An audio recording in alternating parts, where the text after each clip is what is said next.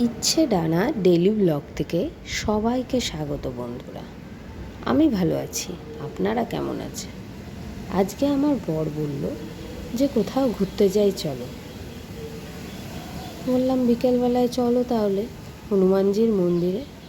আর আমাদের হনুমানজির মন্দিরটা চন্দননগরে গঞ্জের বাজারে রয়েছে।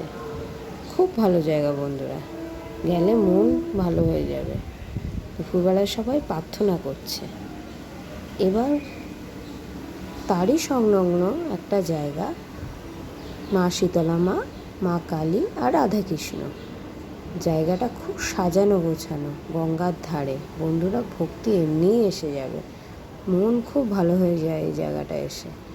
আমরা মাঝে মাঝে এসেই এখানে বসে থাকি। গঙ্গায় জোয়ার চলছে বন্ধুরা।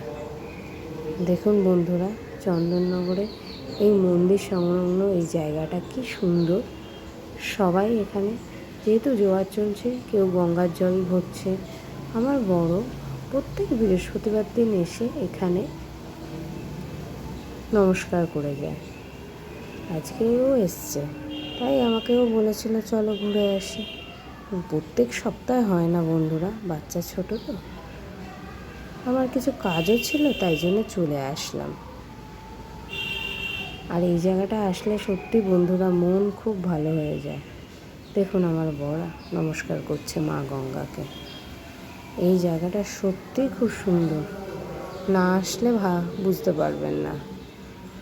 এবার যাওয়ার পালা। বাড়ির জন্য ক্ষীরপুলি নিয়ে একটা সিঙ্গাড়া খেয়ে বাড়ি চলে এসেছি বন্ধুরা। ভালো লাগলে লাইক করবেন।